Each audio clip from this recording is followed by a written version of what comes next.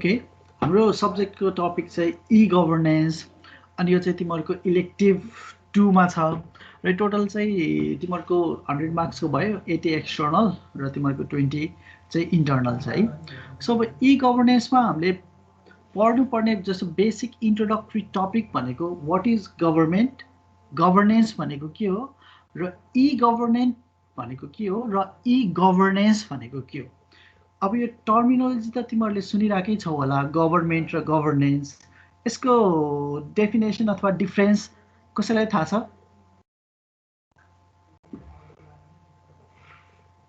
Vinod, government भनेको के होला? थाहा छैन सर। गभर्मेन्ट भन्ने वर्डै सुने छैनौ? गभर्मेन्ट भनेको सरकार हो सर। सरकार के हो त सरकार भनेको? सरकारलाई हामीले डिफाइन गर्दा कसरी भन्न सक्छौँ? डिफ्रेन्ट के भन्छ गभर्मेन्ट भनेको चाहिँ अलि हाई लेभलदेखि लो लेभलको एउटा डिपार्टहरू जस्तै भयो, अनि गभर्मेन्टले काम गर्नेलाई चाहिँ गभर्नेन्स भन्छ। मलाई चाहिँ त्यस्तो लाग्छ। ओके, ठिकै छ है। सिम्पली गभर्मेन्ट अथवा जुन हामीले सरकार भन्छौँ, they are nothing but they are group of people with political structure है।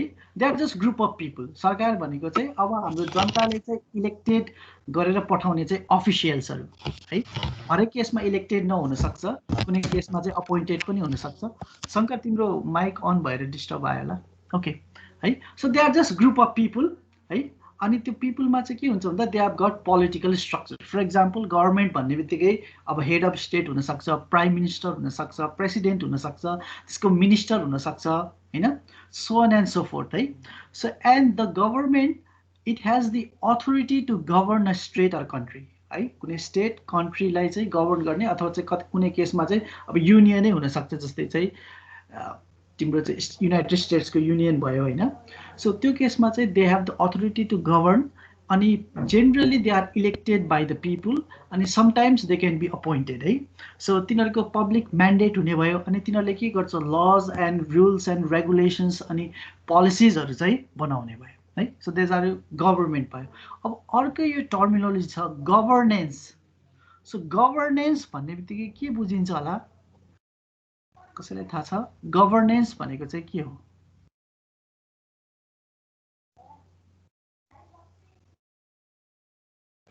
कुञ्जन,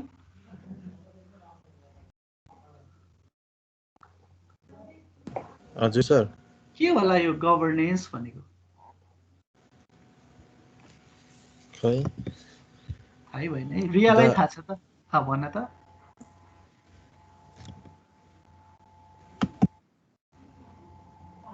रिया थाहा छ गभर्नेन्स भनेको? गभर्नेन्स भनेको इट्स लाइक प्रोसेस गभर्नमेन्टको प्रोसेस, गभर्निङ प्रोसेस है।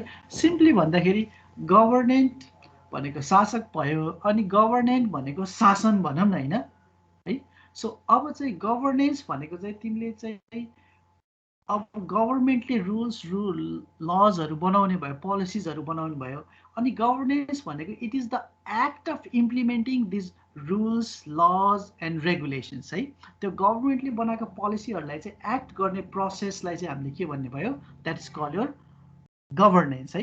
अब गभर्नेन्स भनेको चाहिँ धेरै कुराहरू आउँछ। अब तिम्रो प्रोसेसमा गइसकेपछि आफ्नो रेस्पोन्सिबिलिटिजहरू के हो, त्यो रेस्पोन्सिबिलिटी कसरी मिट गर्ने, अनि तिनीहरू चाहिँ त्यो के अरे अनि एकअर्कासँग कसरी कोअर्डिनेट गर्ने, त्यो कुराहरू आउँछ है। अब गभर्नेन्स भन्ने कुरा चाहिँ फेरि तिमीहरूको सिमिलर टु यर गभर्मेन्ट, जुन गभर्मेन्ट स्टेट लेभलमा हुनसक्छ अथवा लोकल लेभलमा हुनसक्छ। Similarly governance also can be done at state level or they can be done at your local level है। अब यो दुईवटा डेफिनेसन भइसकेपछि अब हामीले अगाडि यहाँ चाहिँ ई भन्ने वर्ड जोडिदिउँ। यो ई भनेको फुल फर्म चाहिँ के होला सागर? ई गभर्मेन्टमा ई भनेको के हो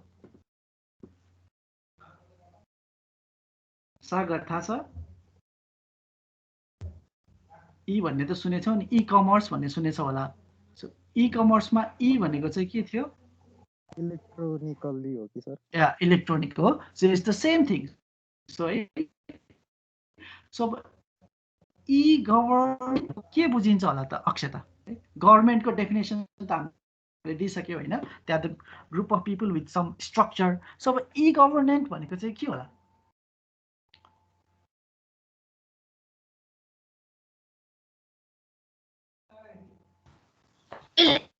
Electronic government. है इलेक्ट्रोनिक गभर्मेन्ट है कति सजिलो definition I know, like the government that conducts like the के भन्छ त्यो like IT use गरेर government servicesहरू दिने कुरालाई चाहिँ ई गभर्नेन्ट भयो like त्यस्तै कन्सेप्ट हजुर Okay, e-government it is nothing but the implementation of ICT, right? Like internet and so on to improve government activities and processes, right? So government को activities हरु गर्नलाई चाहिँ यदि हामीले चाहिँ ICT information and communication technologies हरु use गर्यो, for example internet है, हरेक केसमा internet नहुन सक्छ, so त्यो भयो भने चाहिँ that is called your e-government है. So e-government इम्प्लिमेन्ट गरिसकेपछि त्यसको चाहिँ टास्क अथवा गोल के हो भन्दाखेरि चाहिँ तिम्रो चाहिँ जुन त्यो जनतालाई दिने चाहिँ तिम्रो सर्भिसेसहरू हुन्छ नि त्यसलाई चाहिँ इफिसिएन्टली दिने र सिटिजनहरूलाई पनि म्याक्सिमम लेभलसम्म इन्गेज गराउने है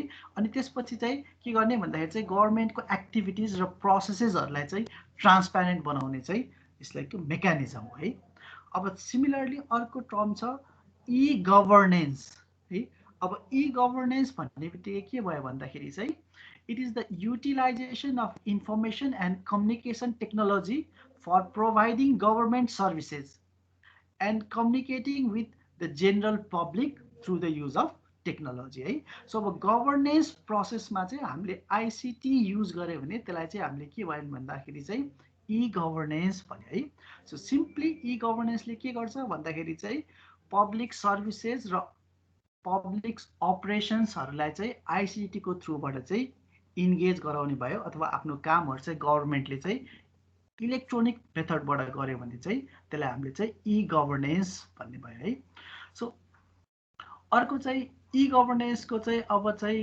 अब्जेक्टिभ के हो भन्दाखेरि चाहिँ the objective of e governance is there is this short acronym SMARRT भन्ने छ है सो भनेको चाहिँ यो के भन्यो भन्दा अब हामीले ई गभर्नेन्स युज गरेर चाहिँ हामीले यो जुन गभर्नेन्सको प्रोसेसलाई चाहिँ के गर्नु पर्यो भन्दाखेरि चाहिँ सिम्पल बनाउनु पर्यो मोरल बनाउनु पर्यो त्यसपछि एक्टिभिटिजहरूलाई एकाउन्टेबल बनाउनु पर्यो र गभर्मेन्ट चाहिँ के हुनु पर्यो भन्दाखेरि चाहिँ रेस्पोन्सिभ हुनु पर्यो र रेस्पोन्सिबल हुनु पर्यो र ट्रान्सप्यारेन्ट हुनु पर्यो है सो यो चाहिँ सर्ट फर्ममा चाहिँ simple moral accountable responsible and transparent governance गराउने अब्जेक्टिभ चाहिँ के हो ई गभर्नेन्सको अब्जेक्टिभ भयो है सो यसमा हामी पढ्दाखेरि अलिकति डिटेलमा चाहिँ अथवा इक्जाम्पल लिएर चाहिँ गर्छौँ है अब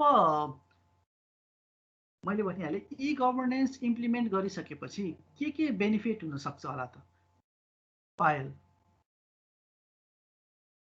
ई गभर्नेन्स युज नगर्दा र गभर्नेन्स युज गर्दाखेरि चाहिँ के डिफ्रेन्स हुनसक्छ अथवा हामीले ई गभर्नेन्स युज नगर्दा र ई गभर्नेन्स युज गर्दाखेरि चाहिँ हामीलाई के बेनिफिट हुन्छ होला त ई गभर्नेन्स गर्दाखेरि इलेक्ट्रोनिकली गभर्न गर्न इलेक्ट्रोनिकली गऱ्यो भने चाहिँ टेक्नोलोजीको युज हुन्छ ओके टेक्नोलोजी युज गर्न सक्छ हामीले त्यो चाहिँ एउटा बेनिफिट हुन्छ त्यो टेक्नोलोजी युज गरेपछि अब के भयो भन्दाखेरि चाहिँ कन्भिनियन्स अनि एउटा चाहिँ हजुर अनि क्विक इम्प्लिमेन्टेसन हुन्छ ओके तिम्रो चाहिँ के भयो भन्दाखेरि चाहिँ क्विकली चाहिँ हामीले चाहिँ प्रोसेसहरूलाई चाहिँ के गर्न सक्यो भन्दाखेरि इम्प्लिमेन्ट गर्न सक्यो हजुर फर एक्जाम्पल अब पहिला के हुन्थ्यो भन्दाखेरि अहिलेको केसमा है अब हामी पहिला लाइसेन्स लिन जाँदाखेरि के गर्नु पर्थ्यो त्यो लाइसेन्सको अफिसमा चाहिँ यति लामो हुन्थ्यो 1-1.5 घन्टा चाहिँ फर्म लिएर फर्म बुझाउनलाई चाहिँ लाइसेन्स अफिसमा बस्नुपर्ने थियो अब अहिले हाम्रो ई गभर्नेन्स आइसकेपछि अब लाइसेन्स त हामीले के गर्न सक्छौँ अनलाइन फर्मबाटै भर्न सक्छौँ है त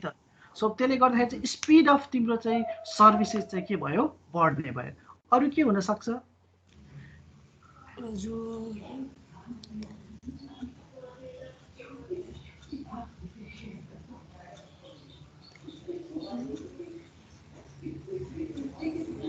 अब अर्को भनेको चाहिँ तिम्रो एउटा चाहिँ के भयो भने चाहिँ एक लेभलमा हामीले सबै काम इलेक्ट्रोनिकली भयो भने चाहिँ ट्रान्सप्यारेन्सी भयो होइन।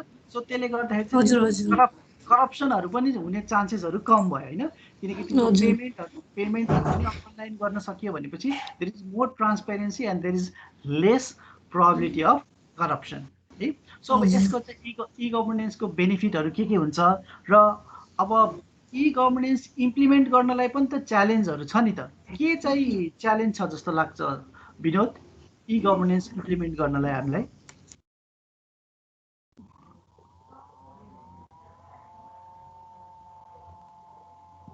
विनोद?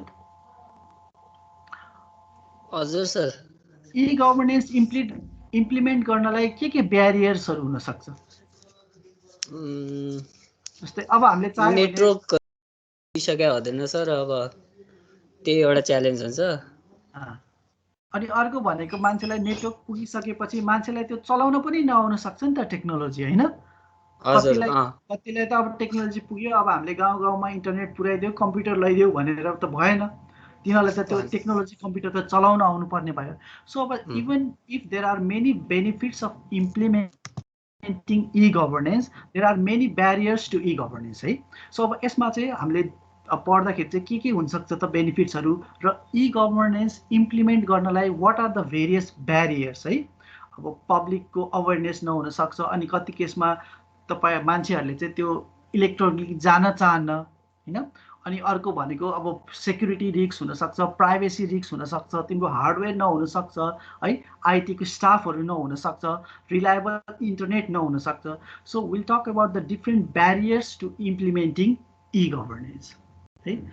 त्यसपछि अर्कोमा आएर चाहिँ हामीले ई गभर्नेन्सको मोडल भन्ने गर्छौँ है। So what are the various model in which we can implement e governance. So यसमा चाहिँ तिम्रो G2G भन्ने छ, मैले हिजो पनि कुरा गरेँ होला। G2G भनेको के हो थाहा छ कसैलाई? शङ्कर श्रेष्ठ?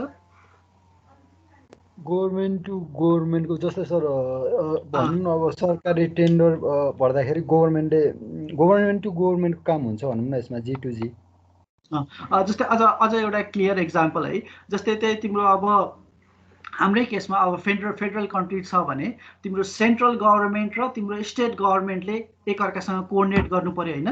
सो त्यो केसमा त्यस्तो मोडालिटीले चाहिँ government to government implementation of e गभर्नेन्सलाई चाहिँ G2G मोडल भनेर भन्यो है। अनि अर्को G2B भन्ने थाहा छ ज्ञानेन्द्र? G2B भनेको के होला?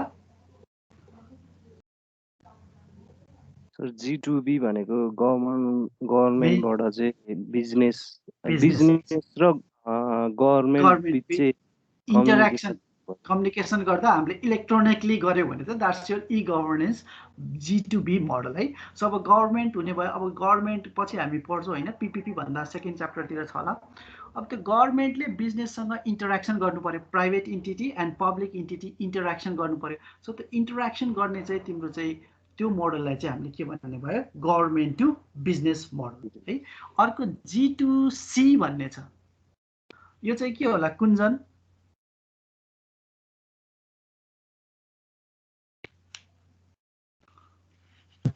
गभर्मेन्ट टु कस्टमर होला सर। अब यो केसमा हाम्रो केसमा गभर्मेन्टको कस्टमर भनेको को हुन्छ? हजुर सर, गभर्मेन्टको कस्टमर भनेको को भयो? हामी कस्तो कस्टमर? त्यही त कस्टमरलाई अर्को वर्डमा के पनि भन्न सकिन्छ। गभर्मेन्टको कस्टमर भनेको सिटिजन्स है, गभर्मेन्टको पर्सपेक्टिभबाट है। सो द्याट्स G2C भनेको कस्टमरै हो। अब हामी भन्दाखेरि चाहिँ सिटिजन भनेर भन्छौँ है। अब भन त, यो चाहिँ हामीले अनलाइन लाइसेन्स भर्छौँ नि सर, हो त्यस्तै एक्जाम दिन सकिन्छ होला कि?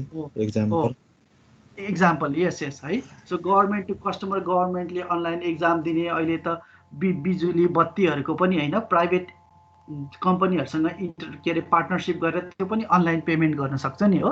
सो गभर्मेन्ट र कस्टमर बिचको इन्टरेक्सन इलेक्ट्रोनिकली भयो भने that is your government to customer model भयो। र अनि यो लास्टको चाहिँ तिमीहरूले सुन्ने छ कि छैन? अब सुमित, G2E भनेको के होला? Sir government to employee. हो, गभर्मेन्ट इम्प्लोइ। अब गभर्मेन्टको पनि आफ्नो इम्प्लोइहरू छ है, सरकारी जागिर खानेवालाहरू। So if the interaction occurs between government and its employees then that is your G2E model है। अब त्यसमा चाहिँ तिम्रो सञ्चय कोषहरू म्यानेज गर्ने कुराहरू आउँछ, रिक्रुटमेन्टको कुराहरू आउँछ, अब हायरिङ एन्ड फायरिङको कुराहरू हुन्छ। सो यो कुराहरू चाहिँ हामीले मोडल चाहिँ के छ, यिनीहरू चाहिँ कहाँ युज गर्ने, के डिफ्रेन्सहरू छ भन्ने चाहिँ यो हाम्रो ई गभर्नेन्स मोडलमा चाहिँ पढ्ने भयो है। अब चाहिँ अर्को के छ भन्दा, अब अघि पनि हामीले कुरा गऱ्यौँ त्यही what are the barriers or challenges to e governance भन्ने छ है। अब ई गभर्नेन्समा एउटा डिजिटल डिभाइड भन्ने छ। सो त्यो भनेको अगाडि भनेको तिम्रो अब काठमाडौँमा त ई गभर्नेन्स युज गर्नलाई सजिलो होला, बिकज त्यहाँ चाहिँ सबैले डिजिटल नलेज छ, सबैसँग सबैलाई इन्टरनेटको एक्सेस छ, कम्प्युटरहरू चलाउन सक्छ। तर अब हामी रुरल एरियामा जाँदाखेरि चाहिँ देयर इज द ग्याप है। They do not have the required infrastructure and they do not have the knowledge to use your information technologies. Right? So these are the various challenges in e-governance. For example, lack of communication हुन सक्छ, population size ले गर्दा हुन सक्छ, different language ले हुन सक्छ। So यो challenge लाई चाहिँ हामीहरूले डिटेलमा चाहिँ पढ्ने भयो है। So अलिक यही challengeहरूलाई डिटेलमा जाने भयो है। So for example, अब यो लास्टको डिफ्रेन्ट ल्याङ्ग्वेजले चाहिँ कसरी ब्यारियर पार्न सक्छ होला? जस्तै के कुन केस हुन सक्छ ल्याङ्ग्वेज ब्यारियर? सबैलाई इङ्ग्लिस नआउन नि सक्छ नि त सर। सबैलाई इङ्ग्लिस होइन, हेर सबैलाई नेपाली नै नआउन सक्छ। हाम्रो नेपालकै होइन, अब हामीले त एउटा पोर्टल बनायो है ई गभर्नेन्सको लागि। हामीले एउटा चाहिँ वेबसाइट बनायो जसको थ्रु चाहिँ हामीले सबै गभर्मेन्टसँग इन्टरेक्सन गर्न सकिने भयो है। सो अब हाम्रो साइटहरू भन्दा त जेनरली अब हाम्रो नेसनल ल्याङ्ग्वेज नेपाली भएर नेपालीमा बन्यो। तर अब त्यो रिमोट एरियाजमा बस्ने मान्छे दे आर अल्सो नेपाली। अब उनीहरूले चाहिँ त्यो नेपाली नै बुझ्दैन के है। अब त्यो केसमा त त्यहाँ पनि एउटा ब्यारियर भयो। हामीले सिस्टम बनाइदियौँ तर तिनीहरूले त्यो ल्याङ्ग्वेज नबुझेर चाहिँ त्यो इम्प्लिमेन्ट गर्न पाएन। So this is also a challenge in implementing e governance है। सो यसको बारेमा चाहिँ हामीहरूले चाहिँ डिस्कसन गर्ने भयो है। सो त्यसपछि अर्को आयो हाम्रो ई गभर्नमेन्ट एज इन्फर्मेसन सिस्टम भन्ने छ है। अब के छ भन्दाखेरि चाहिँ अब हामीले ई गभर्नमेन्ट युज गर्नु भनेको त इलेक्ट्रोनिकली युज गरिसकेपछि त के भयो भन्दाखेरि it is similar to your information system. E government use गर्ने भनेकै आइटी नै युज गर्ने हो। सो अब हामीले चाहिँ यो ई गभर्नेन्सलाई चाहिँ एउटा आइटीको सिस्टमको रूपमा हेर्नु पर्यो के। सो जस्तै आइटीमा धेरै डिफ्रेन्ट कम्पोनेन्ट हुनसक्छ, हार्डवेयर सफ्टवेयर होइन, त्यसपछि data process. So similarly e governance should also be viewed from the perspective of information system है। त्यो भइसकेपछि अब ई गभर्मेन्टलाई हेर्ने चाहिँ हाम्रो दुईटा भ्यू छ। एउटा चाहिँ तिम्रो के भनिन्छ भन्दाखेरि चाहिँ ITPSMO मोडल भनेर भनिन्छ, अनि अर्को चाहिँ के भनिन्छ भन्दाखेरि चाहिँ अर्को मोडल भनेको चाहिँ CIPSODA मोडल अथवा चेकलिस्ट भनेर भनिन्छ है।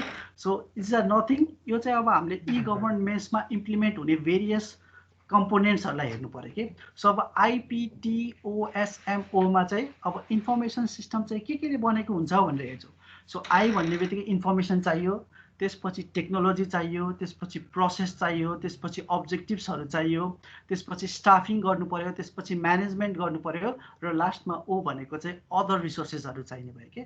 So we view government as an information system, र त्यो इन्फर्मेसन सिस्टमको डिफ्रेन्ट कम्पोनेन्ट्सहरू के हुन्छ भनेर चाहिँ यो दुईवटा चेकलिस्ट अथवा दुईवटा मोडलले दिन्छ है। सो त्यो हामीले पढिसकेपछि ओके, सरी यो अर्को स्लाइड नआइरहेको रहेछ है तिमीहरूको। अनि अर्कोमा गएर चाहिँ गर्नु पर्यो। सो ई गभर्नेन्ट भनेको चाहिँ अब हाम्रो रातारात इम्प्लिमेन्ट त हामीले गर्न सक्दैनौँ है। So there are various stages of implementation of e government है। सो फर्स्टमा चाहिँ अब हामीले सबभन्दा फर्स्टमा ई गभर्नेन्ट युज गर्दाखेरि सबभन्दा बेसिक सर्भिसेसहरू चाहिँ हाम्रो सिटिजनलाई कसरी दिन सक्छ होला त? सबभन्दा बेसिक सर्भिस दिन सक्ने भनेको के हो? फर्स्टको स्टार्टिङ सर्भिस। अब लेट्स एज्युम द्याट हामीले ई गभर्मेन्टमा चाहिँ हाम्रो गभर्मेन्टमा कुनै पनि आइसिटी टेक्नोलोजीहरू युज गरेका छैनौँ, र अब हामी चाहिँ ई गभर्मेन्टतिर मुभ हुँदैछौँ भने सबभन्दा फर्स्ट स्टेजमा चाहिँ हामीले कस्तो खालको सर्भिस दिन सकिन्छ होला? अक्षता,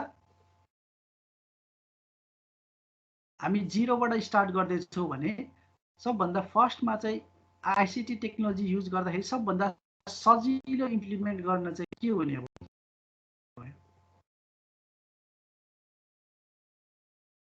फर्स्ट स्टेजमा विनोद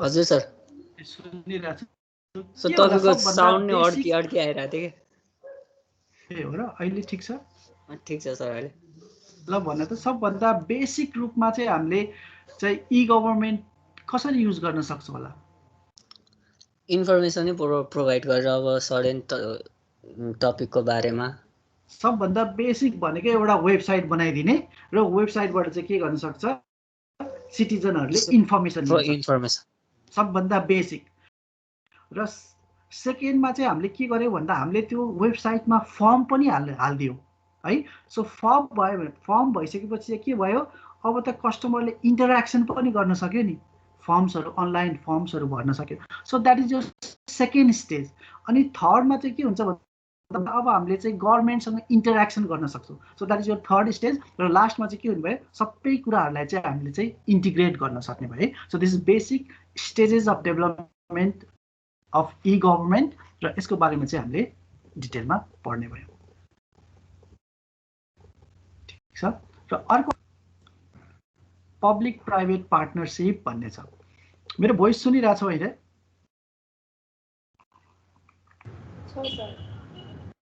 के छ अहिलेसम्म कसैलाई केही क्वेसन्सहरू छ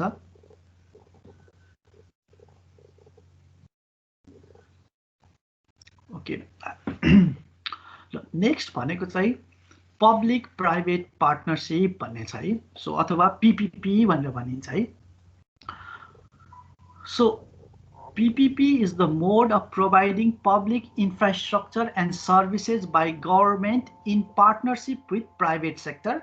It is a long-term arrangement between government and private sector entity for provision of public utilities and services.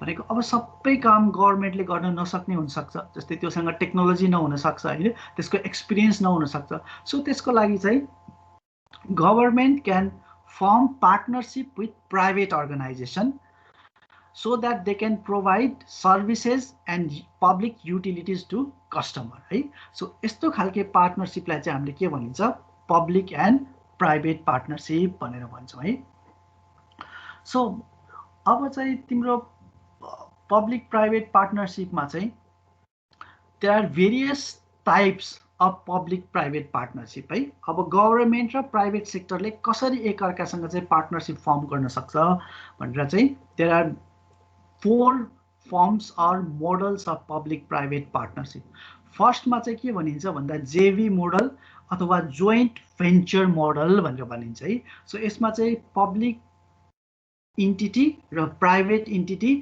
They collaborate with each other to build a project है कुनै पनि प्रोजेक्टको लागि तिनीहरूले एउटा जोइन्ट भेन्चर चाहिँ तिनीहरूले बनाउनु भयो and they work with each other to build a project अर्को चाहिँ बीओओ मोडल भनेर भनिन्छ है जसमा चाहिँ तिम्रो प्राइभेट इन्टिटीले कुनै पनि एउटा प्रोजेक्ट फर एक्जाम्पल रोड हुन सक्छ ब्रिज हुन सक्छ है सो त्यसलाई बिल्ड गर्छ and that system is owned by that private entity र त्यो प्राइभेट इन्टिटीले त्यसलाई के गर्छ you will operate that and you will receive remuneration or money from the citizens है उसले एउटा प्रोजेक्ट बनाउँछ र त्यो प्रोजेक्ट बनाएर चाहिँ त्यो प्रोजेक्ट रन गरेर पब्लिकलाई सर्भिस दिने भयो र त्यो पब्लिकलाई सर्भिस दिए बापत चाहिँ पब्लिकबाट चाहिँ उसले के गर्न सक्छ सर्टेन अमाउन्ट चाहिँ लिन सक्ने भयो र अर्को चाहिँ बुट मोडल भन्ने छ है so it is similar to your बु मोडल तर यसमा के हुन्छ भन्दाखेरि चाहिँ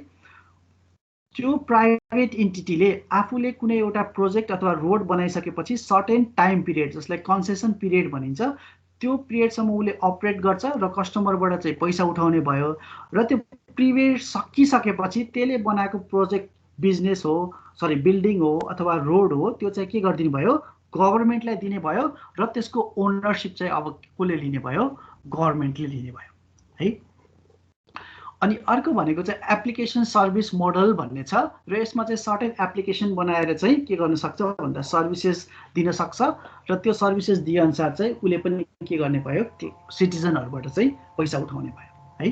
सो यसमा चाहिँ यो ASP मा चाहिँ तिम्रो गभर्नमेन्टको इन्गेजमेन्ट हुँदैन, उसले खालि कन्ट्र्याक्ट दिन्छ, कन्ट्र्याक्ट दिइसकेपछि त्यो अर्को थर्ड पार्टीले चाहिँ कुनै एउटा एप्लिकेसन बनाएर सिटिजन सर्भिस दिन्छ र त्यो बापत चाहिँ के हुने भयो, उसले चाहिँ पेमेन्ट लिने भयो है। JV मोडलमा चाहिँ गभर्नमेन्ट पनि इन्भल्भ हुने भयो, दुइटै मिलेर चाहिँ प्रोजेक्ट गर्ने भयो र लास्टमा ASP एप्लिकेसन सर्भिस मोडलमा चाहिँ के गर्ने भयो भन्दाखेरि चाहिँ त्यो सबै जिम्मा चाहिँ के गर्ने भयो भन्दाखेरि चाहिँ प्राइभेट इन्टिटीलाई दिने भयो। अब त्यसपछि के आउने भयो भन्दाखेरि चाहिँ अब पब्लिक प्राइभेट पार्टनरसिप गर्दाखेरि चाहिँ what are the various issues that can arise है। गभर्नमेन्ट र पब्लिक इन्टिटी चाहिँ अब एकअर्कासँग मिलेर काम गर्दाखेरि के प्रब्लम हुन सक्छ यसको बारेमा हामी डिटेलमा कुरा गर्ने भयो। जस्तै के प्रब्लम्सहरू हुन सक्छ होला ज्ञानेन्द्र, थाहा छ? पब्लिक र प्राइभेट सेक्टर मिलेर काम गर्दाखेरि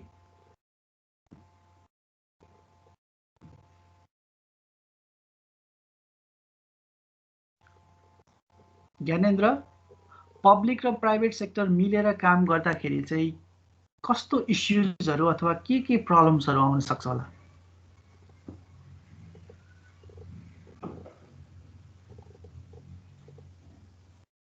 विनोद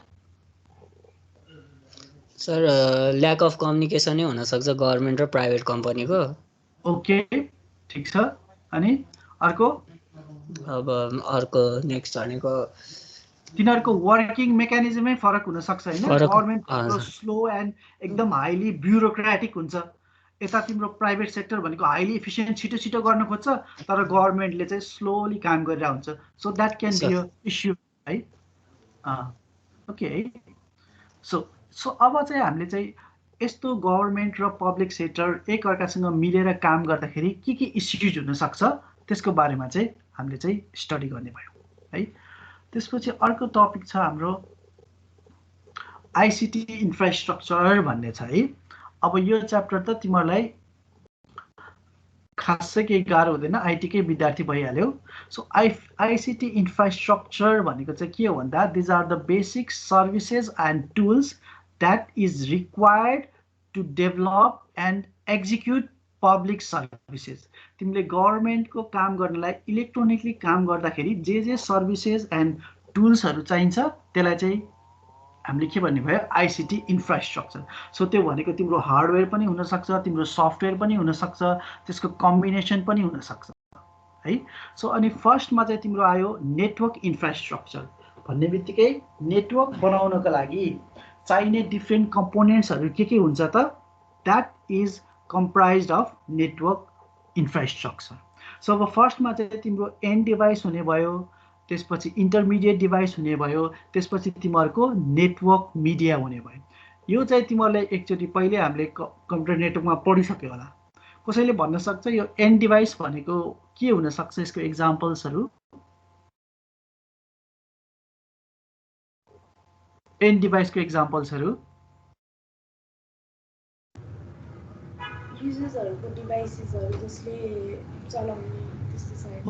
जुन त्यो युजर्सहरूले चलाउने डिभाइसहरूलाई चाहिँ हामीले के भन्ने भयो, एन्ड डिभाइस है।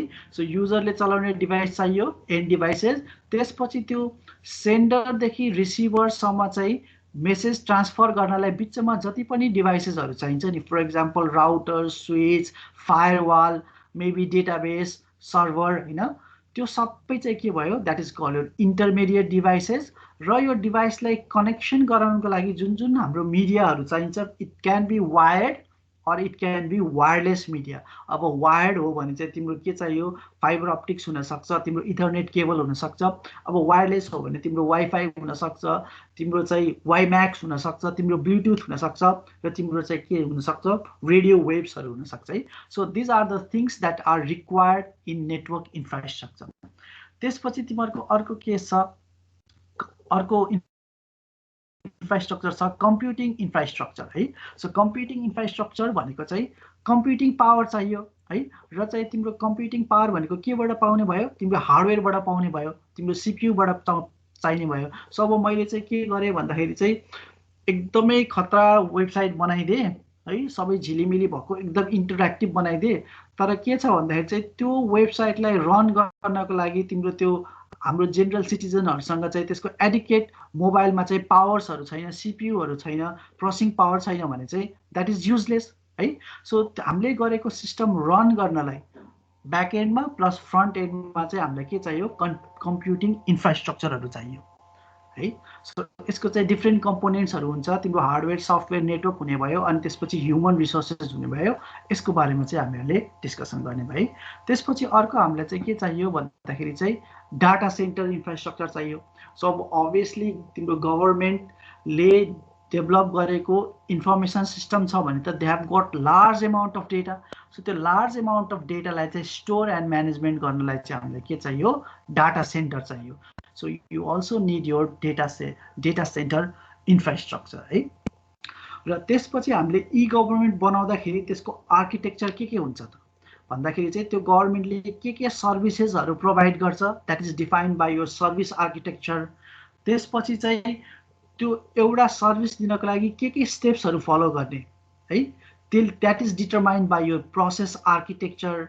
र गभर्नमेन्टले चाहिँ डेटा डिजाइन कसरी गर्ने, डेटाको मेटा डेटाहरु के बनाउने, जस्तै चाहिँ अब तिम्रो चाहिँ सिटिजनशिप नम्बरलाई चाहिँ कति बिटको बनाउने है, जस्तै नेमलाई चाहिँ कतिवटा क्यारेक्टर दिने, त्यसको रिफरेन्शियल इन्टिग्रिटीहरुको कुराहरु आउँछ। इन्टिग्रिटी के राख्ने, त्यो रिक्वायर्ड फिल्ड हो कि नल पनि हुन सक्छ कि, यस्तो कुरा चाहिँ मेटा डेटा अथवा चाहिँ तिनीहरुको डेटा एलिमेन्ट्सलाई डिफाइन गर्ने काम चाहिँ कसले गर्छ, डेटा आर्किटेक्चरले है। सो हामीले डिटेलमा केही पनि जानु पर्दैन, मैले एक्जाम्पल दिएको, but these are the frameworks that are required in developing a e-government infrastructure or e-government ICT है। त्यसपछि चाहिँ तिमीले अब हामीले चाहिँ अलिकति सानोमा चाहिँ नेपालमा युज हुने ई गभर्नमेन्टको आर्किटेक्चरहरु के छ त है, ई गभर्नमेन्टको डिफरेन्ट कम्पोनेन्ट्सहरु के छ त, यसको बारेमा चाहिँ हामीले पढ्छौं है। जस्तै यहाँ चाहिँ नेशनल सर्भिस डेलिभरी गेटवे भन्ने छ, national portal service access provider and GIDC भन्ने छ है।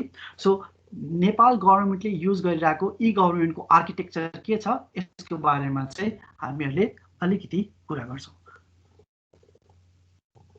है। सरी यो स्लाइड कम भएको छ, ठिक छ, सुनिरहेछ है मेरो भोइस? पायल सुनिरहेछ सर। त्यसपछि अब हामी ई रेडिनेसको कुरा गर्छौं है। सो ई रेडिनेस भन्ने बित्तिकै एज इट्स नेम अप्लाई, हामी इलेक्ट्रोनिकली गभर्नमेन्ट युज गर्नलाई हाम्रो कन्ट्रीमा भएको डिफरेन्ट कम्पोनेन्ट्सहरु चाहिँ कतिको रेडी छ त, कतिको चाहिँ केपेबल छ त, त्यसको बारेमा चाहिँ हामीहरूले कुरा गर्ने भए। सो अब हामीले ई गभर्नेन्स युज गर्न लागिरहेछौँ भने अब हाम्रो सिटिजनहरु रेडी छ कि छैन, तिनीसँग इनफ चाहिँ कम्पिटेन्स नलेज छ कि छैन, हाम्रो बिजनेसहरुले त्यसलाई इम्प्लिमेन्ट गर्न सक्छ कि सक्दैन। फर एक्जाम्पल अब हामी ई गभर्नमेन्ट युज गर्नलाई अब हामी ट्याक्सिङ चाहिँ के गर्यो, ट्याक्स चाहिँ सबै इलेक्ट्रोनिकली चाहिँ बुझाउने भनेर भन्यो भने अब बिजनेसले चाहिँ ट्याक्स बुझाउनलाई चाहिँ तिनीहरुसँग चाहिँ ट्याली अथवा अरु सफ्टवेयर चलाउने कम्पिटेन्स म्यान पावर छ कि छैन त। अब यो कुरालाई चाहिँ डिफाइन गर्ने चाहिँ केले भयो भन्दाखेरि चाहिँ ई रेडिनेसले है।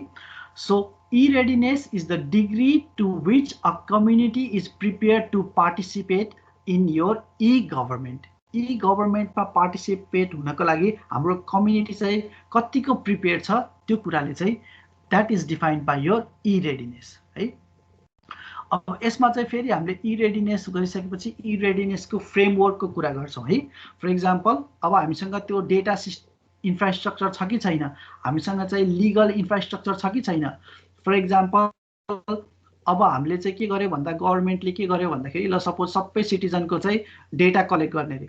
सो अब डेटा कलेक्ट गर्दाखेरि चाहिँ के हुन सक्छ भन्दाखेरि चाहिँ फर एक्जाम्पल हाम्रो लमा चाहिँ मान्छेको चाहिँ अब तिम्रो चाहिँ आई डोन्ट नो हेल्थको डेटा चाहिँ कलेक्ट गर्न नपाइने भन्ने चाहिँ तिम्रो के रहेछ भन्दाखेरि चाहिँ प्रावधान छ भने अब त्यो हामीले त्यो हेल्थको डेटा त कलेक्ट गर्न पाइएन। सो त्यसलाई चाहिँ we are not legally ready to implement it है। सो डिफरेन्ट लिगल चाहिँ तिम्रो प्रब्लम्सहरु पनि हुन सक्छ। सिमिलरली तिम्रो ह्युमन चाहिँ रेडी नहुन पनि सक्छ, टेक्नोलोजिकली हामी केपेबल नहुन सक्छौं है। सो लिडरशिप एन्ड प्लानिङहरु पनि नहुन सक्छ। सो ई रेडिनेस हुनको लागि चाहिँ हाम्रो के प्रिरिक्विजिट छ, के कुराहरु चाहिन्छ र यसको चाहिँ हामीले फ्रेमवर्कको बारेमा चाहिँ ब्रिफली डिस्कस गर्छौँ है। हामीलाई कुनै पनि टपिकमा एकदम डिपली जानु पर्दैन, मेबी 1 प्याराग्राफ मेबी 2 प्याराग्राफ है, यति मात्र लेख्दा पुग्छ है। है त्यसपछि यो ई रेडिनेसको स्टेप्सहरू छ, त्यो 10 वटा steps to make our community ready to implement e governance, त्यसको 10 स्टेप्सको बारेमा पढ्छौँ। र त्यसपछि ई रेडिनेस गर्नको लागि हाम्रो कम्युनिटी अथवा सोसाइटीमा के इस्युजहरू छ त, के प्रब्लम्सहरू छ, के ब्यारियर्सहरू हुनसक्छ, यसको बारेमा चाहिँ हामीहरूले डिस्कसन गर्छौँ। अब त्यसपछि अर्को आयो सेक्युरिटी। अब सेक्युरिटी भन्ने बित्तिकै के भयो, security is about protecting the information and communication technology assets of an organization. भनेको चाहिँ अब हामीले चाहिँ आफूले क्रिएट गरेको, गभर्मेन्टले क्रिएट गरेको जुन इन्फर्मेसन इन्फ्रास्ट्रक्चरलाई सेक्योर गर्ने प्रोसेसलाई के भन्ने भयो, सेक्युरिटी अफ ई गभर्नेन्स। अब सेक्युरिटी भन्ने बित्तिकै हार्डवेयर सेक्युरिटी हुनसक्छ, तिम्रो सिस्टम सेक्युरिटी हुनसक्छ जसलाई हामीले चाहिँ फिजिकली सिक्योर गर्न सक्छौँ अथवा पासवर्डहरू राखेर सिक्योर गर्न सक्छौँ। अनि अर्को भनेको तिम्रो डेटा सेक्युरिटी एन्ड प्राइभेसीको पनि कुरा आउँछ है। सो गभर्मेन्टले चाहिँ के गर्छ, vast amount of data collect गर्ने भयो सिटिजनबाट है। अब त्यो डेटालाई चाहिँ के गर्ने, त्यो डेटामा चाहिँ सिटिजनसिपको प्राइभेसी कसरी मेन्टेन गर्ने, यो कुराहरू आउँछन् है। सो यसको बारेमा चाहिँ हामीहरूले डिस्कसन गर्छौँ। फर इक्जाम्पल हामीलाई चाहिँ केसँग रिलेटेड छ भन्दाखेरि हाम्रो डेटा कन्फिडेन्सियल हुनु पर्यो, हाम्रो डेटामा इन्टिग्रिटी हुनु पर्यो, र हाम्रो डेटा चाहिँ के हुनु पर्यो, अभाइलेबल हुनु पर्यो। यो तीनटा these are your main security goals है, कन्फिडेन्सियलिटी, इन्टिग्रिटी एन्ड अभाइलेबिलिटी है। यो कुरा त तिमीहरूले सुनिसकेकै छ होला, खासै गाह्रो नहोला है।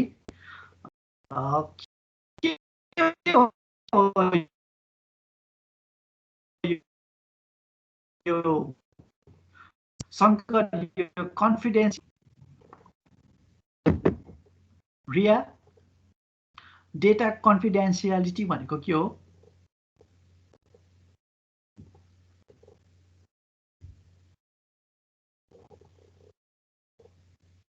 विनोद,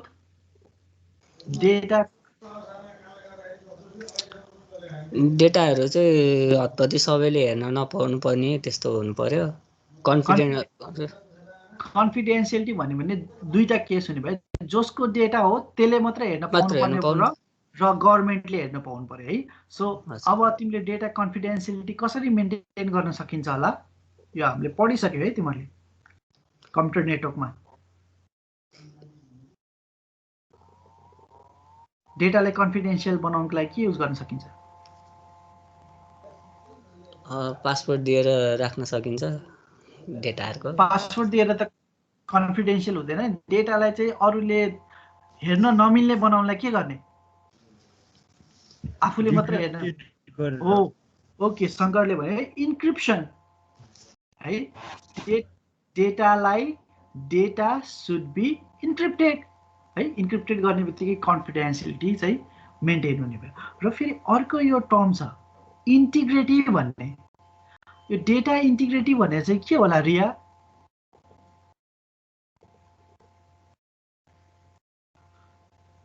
सुशान्त, डेटा इन्टिग्रिटी भनेको के हो?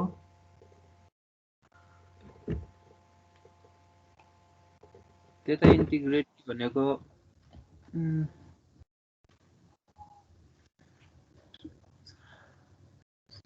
थाहा भएन, कसैलाई थाहा छ? यो पनि तिमीहरूले पढिसकेछौ है, डेटा इन्टिग्रिटी।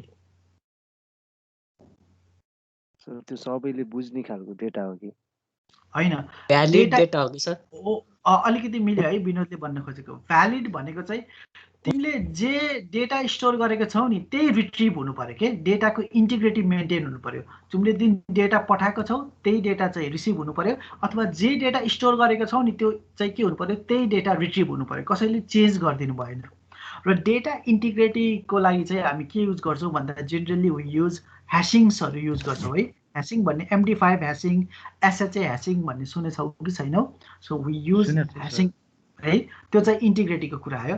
अनि लास्टली चाहिँ तिम्रो के हुनु पर्यो, डेटा चाहिँ अभाइलेबल हुनु पर्यो है, चाहिएको बेलामा चाहिँ डेटा पाउनु पर्यो। अब तिम्रो मैले चाहिँ अब डेटा एक्सेस गर्न खोजिरहेको छु, अब मलाई इमर्जेन्सी चाहिँ के गर्नु पर्यो भन्दा डेटा चाहियो, तर त्यो सिस्टमले चाहिँ के गर्यो, ह्याङ भएर धेरै रिसोर्स युटिलाइजेसन भएर त्यो चाहिँ मैले डेटा अभाइलेबल भएन, मैले डेटा एक्सेस गर्न पाएन भने त्यो डेटा स्टोर गरेको ई गभर्मेन्टमा जानुको कुनै मिनिङ भएन है। सो यो data should be available to you whenever you are in need of it or whenever you want to access your data है। अब यो चाहिँ तिमीले सबै पढिसकेका छौ। सो अब टाइप्स अफ थ्रेट आयो है। सो यसमा चाहिँ हामी ब्रिफली है डेफिनेसन मात्र के हो भनेर चाहिँ पढ्छौँ। सो डेटालाई हाम्रो स्नुपिङ गर्न सक्छ, अरूहरूले के अरे रिसिभ गरेर चाहिँ अरूहरूले सुन्न सक्छ। ट्राफिक, हाम्रो ट्राफिकलाई एनालाइसिस गर्न सक्छ, कोसँग कम्युनिकेट गरिरहेछ, कुन वेबसाइट खोलिरहेछ है, कति डेटाहरू पठाइरहेछ त्यो एनालाइसिस गर्न सक्ने भयो। अनि हाम्रो डेटालाई मोडिफाई गर्न सक्ने भयो। अनि डेटा म्यास्कुरेडिङ भनेको चाहिँ अर्कै मान्छे बनेर चाहिँ डेटा एक्सेस गरिदिन सक्ने भयो है। अनि डेटा रिप्युटेसन भनेको डेटालाई फेरि रिजेनेरेट गरिदिन सक्ने भयो। अनि त्यसपछि लास्टमा चाहिँ हामीलाई डिनायल अफ सर्भिस गर्न सक्ने भए। So these are the different attacks that are related to confidentiality, that are related to integrity and that are related to availability है। यसमा चाहिँ मेबी तिमीहरूले 3-4वटा कुरा सुनिसकेछ होला। ट्राफिक एनालाइसिस भन्ने थाहा छ होला, डिनायल अफ सर्भिसेस भन्ने थाहा छ होला। अनि यो बाँकीको बारेमा चाहिँ अलिक ब्रिफली डिस्कसन गर्छौँ है। मेबी डेफिनेसन मात्र जाने पुग्छ भन्नु पर्दैन है। अब त्यसपछि चाहिँ तिम्रो इन्फर्मेसन सेक्युरिटी म्यानेजमेन्टको चाहिँ एउटा फ्रेमवर्क जस्तो छ है। सो यसमा चाहिँ इन्फर्मेसन सेक्युरिटीमा चाहिँ हामीले के गर्नु पर्यो, डेटा कन्फिडेन्सियल हुनु पर्यो, डेटाको इन्टिग्रिटी मेन्टेन गर्नु पर्यो, डेटा अभाइलेबल हुनु पर्यो, डेटा अथेन्टिक हुनु पर्यो, र तिम्रो चाहिँ डेटा चाहिँ तिम्रो डेटाको रिट्रिबिलिटी अस्युरेन्स हुनु पर्यो है। त्यसपछि डिफ्रेन्ट अब सेक्युरिटी पोलिसी के युज गर्ने, कम्प्लायन्सहरू के छ त्यो मेन्टेन गर्नु पर्यो। युजरहरूलाई चाहिँ हाम्रो सिस्टमको बारेमा अवेर बनाउनु पर्यो, एक्सेस कन्ट्रोल कसलाई दिने कसलाई नदिने, सेक्युरिटी अडिटिङहरू गर्नु पर्यो, इन्क्रिप्सनहरू इम्प्लिमेन्ट गर्नु पर्यो, फायरवाल इम्प्लिमेन्ट गर्नु पर्यो, एन्टिभाइरस इम्प्लिमेन्ट गर्नु पर्यो। So these are the various components of security management है। सो हामीले इन्फ्रास्ट्रक्चरलाई चाहिँ सिक्योर बनाउनको लागि यो कुराहरू चाहिँ के गर्नु पर्यो, मेन्टेन गर्नु पर्यो है। सो यसो हेऱ्यो भने आई थिङ्क यहाँ भएको तिमीलाई सबै जस्तो पढिसकेछ होला है। एक्सेस कन्ट्रोल भन्ने पनि थाहा छ, फायरवालहरू भन्ने थाहा छ, इन्क्रिप्सन भन्ने थाहा छ, एन्टिभाइरस भन्ने थाहा छ, अडिटिङ भनेको चाहिँ अब कसले के एक्सेस गर्यो त्यो कुराहरू चेक गर्नुपर्ने भयो है। सो यसमा चाहिँ हामी ब्रिफली यिनीहरूको बारेमा चाहिँ डिस्कसन गर्ने भयो है। सो नसुनेको टर्मिनोलोजीहरू केही पनि छैन तिमीहरूकोमा। सो त्यसपछि अब अर्को कन्फिडेन्सली मेन्टेन गर्नलाई चाहिँ हामी इन्क्रिप्सनको कुराहरू गर्ने भयौँ। सिमेट्रिक की इन्क्रिप्सन भनेको के हो, असिमेट्रिक की इन्क्रिप्सन भनेको के हो, डिजिटल सिग्नेचर भनेको के हो, डिजिटल सर्टिफिकेट भनेको के हो, यो कुराहरूको बारेमा हामी डिस्कसन गर्छौँ है। प्रब्लली यो सबै कुरा तिमीहरूले जेनरली पढिसक्यो होला है। सुमित थाहा छ symmetric key and asymmetric key encryption?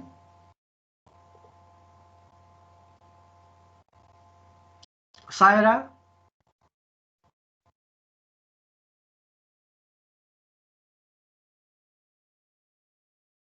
पायल? हजुर sir. Symmetric and asymmetric key encryption भन्ने सुनेछौ? हजुर, सिमेट्रिक इन्क्रिप्सन भनेको चाहिँ प्राइभेट की युज गर्ने डाटा इन्क्रिप्ट गर्नलाई, अनि एसिमेट्रिक कीलाई चाहिँ पब्लिक की युज गर्नुपर्छ है। अलिकति तिमीले भन्न खोजेको मिल्न खोज्यो तर केही पनि मिलेन है। हजुर। जस्तै सिमेट्रिक की भनेको चाहिँ तिमीले इन्क्रिप्सन गर्न र डिइन्क्रिप्सन गर्नलाई सेम की युज गर्छौ। सेम की, हजुर हजुर। असिमेट्रिक कीमा चाहिँ इन्क्रिप्सन गर्नको लागि एउटा चाहिँ के गर्छौ, पब्लिक की युज गर्छौ, र डिइन्क्रिप्सन गर्नको लागि चाहिँ प्राइभेट की युज गर्छौ है। यो कुराको हामी डायग्रामै बनाएर पनि पढ्यो होला। So it's the same thing, यो कुरा रिपिट हुने भयो। र तिम्रो डिजिटल्ली साइन गर्नको लागि हामी डिजिटल सिग्नेचर युज गर्छौँ, र डिजिटल सिग्नेचरलाई चाहिँ हामीले असिमेट्रिक कीको थ्रुबाट चाहिँ हामीले डिजिटल्ली डकुमेन्ट्सहरूलाई साइन गर्छौँ है। सो यो कुरा पढिसकेको कुरा हो, यो तिमीलाई चाहिँ अलिकति रिभिजन हुने भयो। सो यो खासै गाह्रो नहोला। र अब ई गभर्मेन्टलाई मेन्टेन गर्नको लागि चाहिँ तिमीहरूको के हुनसक्छ भन्दाखेरि चाहिँ सेन्ट्रलाइज अप्रोच हुनसक्छ, डिसेन्ट्रलाइज अप्रोच हुनसक्छ, र हाइब्रिड अप्रोच हुनसक्छ है। सो अब हाम्रो गभर्मेन्टै के हुनसक्छ, our government can be centralize or our government can be decentralize. For example पहिलाको केसमा चाहिँ हाम्रो के थियो, गभर्मेन्ट सेन्ट्रलाइज थियो है। अब अहिले त आएर हामी फेडरलिजममा गइसकेपछि there is a decentralize approaches. So अब यो ई गभर्मेन्ट चाहिँ तिम्रो यो डिफ्रेन्ट सिनारियोमा चाहिँ हामीले यो ई गभर्मेन्टलाई कसरी मेन्टेन गर्न सकिन्छ अथवा कसरी म्यानेज गर्न सकिन्छ यो कुरा चाहिँ यो 3 केसलाई लिएर चाहिँ स्टडी गर्छौँ है। सो सिमिलर सर्ट टपिक हो। अनि त्यसपछि अब हाम्रो चाहिँ ई गभर्मेन्टमा चाहिँ हाम्रो डाटालाई चाहिँ कसरी म्यानेज गर्ने। अब सबभन्दा ठुलो प्रब्लम भनेको है पब्लिक डेटामा चाहिँ पब्लिकको डेटा क्वालिटी हुन्छ है। भनेको चाहिँ अब जस्तै तिमीले चाहिँ वेबसाइटमा के गर्यौ भन्दाखेरि चाहिँ कुनै एउटा फर्म फिल गर्यौ रे कुनै वेबसाइटमा गएर। अब जस्तै भनौँ न अब विनोद अब तिमीले कुनै वेबसाइटमा गएर चाहिँ दराज अथवा कुनै वेबसाइटमा गएर फर्म फिल गर्यो भने त्यो सबै तिमीले जेन्युइन डेटा फिल गरिदिन्छौ कि अरू चाहिँ कुनै ऱ्यान्डम डेटाहरू पनि फिल गरेका हुन्छौ? ऱ्यान्डम डाटा नै फिल गरिदिएको हुन्छ अनि त सर हो नि हैन हो। अब त्यसरी पब्लिकली डेटा ग्यादर गर्दाखेरि चाहिँ त्यसको data quality may be not up to the standard है। सो त्यो डेटामा कति चाहिँ तिम्रो सिटिजन्सहरूले अथवा कति युजरले चाहिँ एकदम जेन्युइन डेटा नराखिदिएको हुनसक्छ है। अब त्यस्तो केसमा चाहिँ कसरी चाहिँ हाम्रो यो डेटालाई म्यानेज गर्ने, कसरी डेटालाई चाहिँ फिल्टर आउट गर्ने है, यो कुराहरू चाहिँ हामी डिस्कसन गर्छौँ है। यसको सल्युसनहरू के हुनसक्छ भनेर चाहिँ हामी ब्रिफली चाहिँ स्टडी गर्ने भयो है।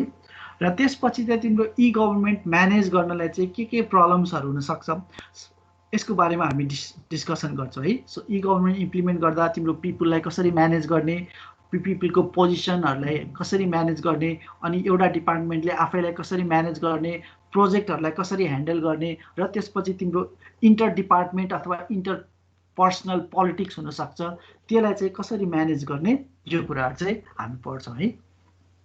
खासै गाह्रो छैन यो रिलेटेड टु म्यानेजमेन्ट। सो अब त्यसपछि चाहिँ अब हामीले के गर्नु पर्यो भन्दाखेरि चाहिँ हामीले ई गभर्मेन्टलाई चाहिँ इम्प्लिमेन्ट गर्नको लागि what are the various processes or life cycle of e government system भनेर पढ्छौँ है। सो तिमीहरूले यो सिस्टम लाइफ साइकल भन्ने काहीँ सुने जस्तो लाग्यो कुञ्जन? System life cycle? हजुर सर। सिस्टम लाइफ साइकल भन्ने काहीँ सुने जस्तो लाग्यो? सिस्टम यो हामीले सफ्टवेयर प्रोजेक्टमा सुनेको थियौँ सर। तिमीहरूले यो SAT भन्ने थियो कि थिएन? System analysis and design sir हो। त्यसमा सफ्टवेयर डेभलपमेन्ट लाइफ साइकल भनेर पढ्यो होला है। कति मोडल पढ्यो होला, वाटरफल मोडल पढ्यो होला होइन। त्यसपछि तिमीहरूको चाहिँ स्पाइरल मोडल पढ्यो होला, ऱ्याड मोडलहरू पढ्यो होला है। सो सिमिलरली अब हामीले ई गभर्मेन्टको सिस्टम्सहरू डेभलप गर्दाखेरि चाहिँ what are the various stages or life cycle that system goes through, यसको बारेमा पढ्ने भयो है। यो चाहिँ एउटा तिम्रो STLC-मा पढे जस्तै कुरा हो। सो फर्स्टमा चाहिँ हामीले के गर्नु पर्यो, एनालाइसिस गर्नु पर्यो। त्यसपछि तिमीले चाहिँ के गर्छौ, रिस्क एसेसमेन्ट गर्छौ। त्यसपछि सिस्टमलाई डिजाइन गर्छौ। त्यसपछि सिस्टमलाई इम्प्लिमेन्टेसन गर्छौ। त्यसपछि सिस्टमलाई के गर्छौ, मेन्टेन गर्छौ है।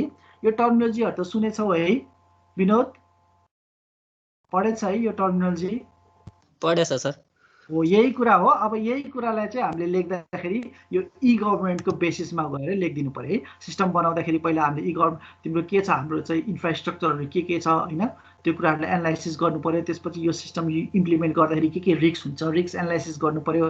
त्यसपछि तिम्रो डिजाइनहरू गर्नु पर्यो, ER डायग्राम बनाउने हो कि होइन, DFT बनाउने हो कि, त्यो सिस्टमलाई चाहिँ we have to design that system. त्यसपछि त्यो सिस्टमलाई इम्प्लिमेन्ट गर्नु पर्यो। इम्प्लिमेन्ट गर्दाखेरि अब कुन टेक्नोलोजी युज गर्ने हो होइन, अनि कुन फ्रेमवर्क होइन, सो त्यो कुराहरू डिफाइन गर्नु पर्यो। त्यसपछि चाहिँ अब त्यसलाई लगेर इन्स्टल गरिदिनु पर्यो। इन्स्टल गरिसकेपछि त्यो सिस्टमलाई चाहिँ के गर्नु पर्यो, मेन्टेन गरिदिनु पर्यो। So this is the system life cycle of e government systems है। यो चाहिँ तिम्रो SAT-मा पढेको सेम कुराहरू हो। सो यो चाहिँ तिम्रो रिभाइज जस्तै हुने भयो है। त्यसपछि तिमीहरूको के गर्नु पर्यो भन्दाखेरि चाहिँ data warehousing and data mining भन्ने छ। यसको त तिमीहरूले सब्जेक्टै थियो होला, इलेक्टिभ थियो कि कम्पलसरी सब्जेक्ट थियो data warehousing and data mining तिमीहरूको? कम्पलसरी सब्जेक्ट हो। कम्पलसरी भनेपछि त तिमीहरूले त्यहाँ त एउटा सब्जेक्टै पढ्यो, यहाँ त हाम्रो एउटा सानो च्याप्टर छ। सो इट्स नो प्रब्लम है। सो अब तिम्रो चाहिँ के छ भन्दाखेरि चाहिँ गभर्मेन्टको चाहिँ ई सिस्टम अथवा इन्फर्मेसन सिस्टम बनाइसकेपछि there is huge amount of data है। सो अब तिम्रो चाहिँ जस्तै सेन्सस डेटा हुनसक्छ, कमोडिटीको प्राइसेसहरू हुनसक्छ, एग्रिकल्चर डेटाहरू हुनसक्छ, हेल्थको डेटाहरू हुनसक्छ, मान्छेले कति पढ्यो सिटिजनसिपले भनेर एजुकेसन डेटा हुनसक्छ, commerce and trading. So we have got huge amount of data र यो डेटालाई चाहिँ अब कसरी स्टोर गर्ने है, र त्यो स्टोर गरिसकेको डेटाहरूलाई चाहिँ अब त्यहाँबाट मिनिङफुल इन्फर्मेसन चाहिँ कसरी लिने, यो कुराहरू चाहिँ हामीले चाहिँ data warehousing and data माइनिङमा चाहिँ पढ्ने भयो है। सो यो पनि तिम्रो कम्पलसरी सब्जेक्ट थियो भने यसको त एकदम डिटेलमा पढेछौ, हामीलाई चाहिँ यसको जेनरल आइडिया अथवा ओभरभ्यू मात्र जाने पुग्छ है। सो यो च्याप्टर पनि पढेछौ। र लास्टमा चाहिँ हामीहरूले चाहिँ हाम्रो जस्तो केस स्टडीहरू गर्छौँ भनेको चाहिँ अब हाम्रो डिफ्रेन्ट देशहरूमा डिफ्रेन्ट कन्ट्रिजमा चाहिँ के भइरहेछ, ई गभर्मेन्ट चाहिँ कसरी इम्प्लिमेन्ट गरिरहेछौँ, यो कुराहरू चाहिँ हामी केस स्टडी गर्छौँ है। 2-4वटा कन्ट्रीको हाम्रो एसिया पेसिफिक रिजनमा के छ स्टेट, हाम्रो नेबरिङ कन्ट्री चाइनामा के छ होइन, इन्डियामा चाहिँ ई गभर्मेन्ट कसरी युज भइरहेछ है, त्यो कुराहरू चाहिँ हामीले केस स्टडीको थ्रु चाहिँ यसो हेर्ने भयौँ है। सो समटाइम्स यो डिफ्रेन्ट कन्ट्रीको चाहिँ के छ ई गभर्मेन्ट स्ट्याटस है, यसको बारेमा ब्रिफली लेख भनेर सर्ट क्वेसनहरूमा पनि सोध्न सक्छ। ओके, सो जेनरली चाहिँ देश यति नै हो हामीले पढ्नुपर्ने कुरा, योभन्दा गाह्रो केही पनि छैन र योभन्दा चाहिँ धेरै डिपमा पनि जानु पर्दैन। सो सन्दर्भमा चाहिँ will discuss this the use of e-government and e-governance है। केही छ क्वेसन्सहरू?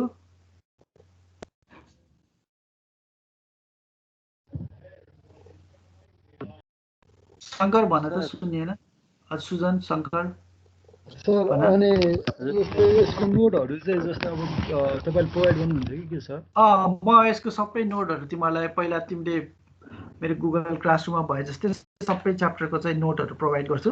मैले अस्ति देखाएको थिएँ होला। सो खासै तिम्रो एउटा च्याप्टरको चाहिँ लगभग 10 पेज जति पढ्यो हुन्छ भन्ने हिसाब गर न।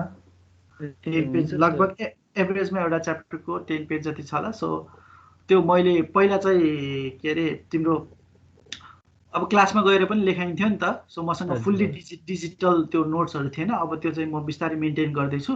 त्यो मेन्टेन गरिसकेपछि तिमीहरूलाई चाहिँ नोट्सहरू चाहिँ म सबै कम्प्लिटली नै प्रोभाइड गर्छु। सो त्यो नोट्सहरू पढिसकेपछि चाहिँ एटलिस्ट अब तिमीहरूलाई चाहिँ सबै जानेर गयो भने त्यो ए ल्याउन खासै गाह्रो हुँदैन है। अब A+ भनेको चाहिँ डिपेन्ड्स है, तिमीले कसरी लेख्छौ एक्जामिनरको हातमा पनि हुन्छ। तर यो अलिकति सजिलै सब्जेक्ट हो, राम्ररी लेख्यो भने ए आउन चाहिँ खासै गाह्रो नहोला। अब तिमीले यहाँ पढ्दाखेरि कुनै एकदमै गाह्रो लाग्ने, बुझ्दै नबुझ्ने एकदम कम्प्लेक्स टपिक छ जस्तो कुनै त्यस्तो टपिक त छैन होला है। 2-3वटा च्याप्टर त तिमीले पढि पनि सक्यौ, 3टा च्याप्टर त लगभग पढि नै सक्यौ। वेयर हाउसिङ पढ्यो, सेक्युरिटीको पनि तिमीलाई पहिले नलेज छ, अनि त्यसपछि इन्फ्रास्ट्रक्चरको पनि तिमीलाई पहिले नलेज छ। त्यसपछि बाँकीको कुराहरू जेनरल डिस्कसन हो, एकदम गाह्रो त्यस्तो केही पनि लाग्दैन है। अब मलाई त लाग्दैन, मेबी तिमीलाई लाग्न सक्छ। तर पढ्ने कुराहरू यही हो, योभन्दा एकदम डिपमा कुनै पनि टपिकमा जानु पर्दैन। जस्तै मैले भने जस्तै यतिकै लेभलमा चाहिँ अब योभन्दा थोरै अलिकति हामी डिपमा जान्छौँ डिटेलमा पढ्दाखेरि, तर कुनै पनि टपिकमा एकदम डिपमा गएर चाहिँ पढ्नु पर्दैन। भन सुशान्त। जस्तो त्यो ट्रेड्सकोमा एकचोटि जाउँ स्लाइड। ट्रेड्सको स्लाइडमा जाउँ भनेपछि मेरो चेन्ज भइरहेछ है। यो आयो छैन सर? आयो सर, आइरहेछ होला, मेरोमा देखाइरहेछ। आइरहेछ सर। ए ओके, आइरहेछ। भन कसले हो मलाई सोधेको? सुशान्त सर त्यो ट्रेड्सको यो रेपिटेसन भनेको के हो भन्नाले? अब रिपिटेसन भनेको कस्तो हुन्छ, रिपिटेसन के जस्तै चाहिँ तिमीले कस्तो गर्न सक्छौ भन्दाखेरि चाहिँ रिपिटेसन एन्ड रिप्लेइङ भनेको, अब रिपिटेसन एन्ड रिप्लेइङ भनेको जस्तै के कस्तो केसमा आउन सक्छ भन्दाखेरि चाहिँ तिमीले नै पठाएको हो कि होइन, र तिमीले चाहिँ मल्टिपल्स टाइम्स पठाइरहेको छ कि छैन है। जस्तै चाहिँ अब एउटा कस्तो इक्जाम्पल दियो भन्दाखेरि चाहिँ जब तिमीले एउटा ब्याङ्कमा चाहिँ कुनै एउटा ट्रान्जेक्सन गर्यौ है, अनि तिमीले मान्छेलाई पैसा ट्रान्सफर गर्नुपर्ने थियो, तर त्यो चाहिँ तिमीले डबल चोटि त्यही ट्रान्जेक्सन रन हुनु भएन के है त्यो चाहिँ तिम्रो डेटाको चाहिँ रिप्लेइङमा भयो है अनि अर्को चाहिँ त्यो अब तिम्रो अब जस्तै कस्तो हुन सक्छ भन्दाखेरि चाहिँ अब रिपुटेसन त्यो चाहिँ रिप्लेइङ भयो रिपुटेसन भनेको चाहिँ तिमीले जस्तै कस्तो भन्नु भन्दाखेरि अब तिमीले कुनै एउटा गभर्नमेन्टलाई चाहिँ कुनै एउटा फर्महरु चाहिँ जस्तै कुनै एउटा प्रोजेक्ट चाहिँ के गर्यो भन्दाखेरि चाहिँ को लागि सबमिट गर्यो है तिमीले के लेटर पठायो त्यो प्रोजेक्टको लागि है भने तिमीले लेटर पठायो भने त त्यो रिटर्न फर्ममा हुन्छ तिम्रो ह्यान्डराइटिङ होला हैन अनि तिमीले पछि चाहिँ यो मैले पठाएको होइन भने त तिमीले त्यहाँ साइन गरेर त पठाएको हुन्छौ नि है तर तिम्रो इमेलको केसमा चाहिँ के हुन सक्छ भन्दाखेरि चाहिँ अब तिमीले चाहिँ सर्टेन यो के अरे यो प्रोजेक्टको लागि यो प्रोजेक्ट यो सर्टेन एउटा प्रोजेक्ट खुलिरहेको रहेछ अनि त्यसको लागि बिडिङ भइरहेको रहेछ फर एक्जाम्पल अनि बिडिङ गर्दाखेरि चाहिँ तिमीले चाहिँ अब 1 लाख रुपैयाँ बिडिङ गरिदियौ रे है इमेल पठाएर है अनि पछि तिमीले के भन्न सक्छौ भन्दाखेरि चाहिँ ल यो त मैले इमेलै पठाएको होइन भनेर पनि भन्न सक्छौ नि है सब त्यो केसमा चाहिँ कसरी मेन्टेन गर्ने त है त्यो केसमा मेबी तिमीले चाहिँ डिजिटल सिग्नेचरहरू राख्न सक्छौ है त्यो कुराहरू गर्न सक्छौ अनि अब तिम्रो अर्को केसमा यो फेरि म्यास्कुलेटिङको केसहरू कस्तो हुन सक्छ भन्दा तिमीले चाहिँ अर्कै मान्छेको रूपमा पनि पठाइदियौ भने त्यसलाई पनि कसरी भेरिफाई गर्ने यो कुराहरूको बारेमा चाहिँ हामी पढ्छौँ है ओके लगभग आज हामी 13 जना छौँ लगभग फुलै छ होला के गरौँ अब के क्वेशन छ भने आजलाई यति गरौँ त हुन्छ सर हुन्छ सर हुन्छ सर ओके ल है बाई गुड नाइट आजलाई यति मात्रै गरौँ by sir sir by by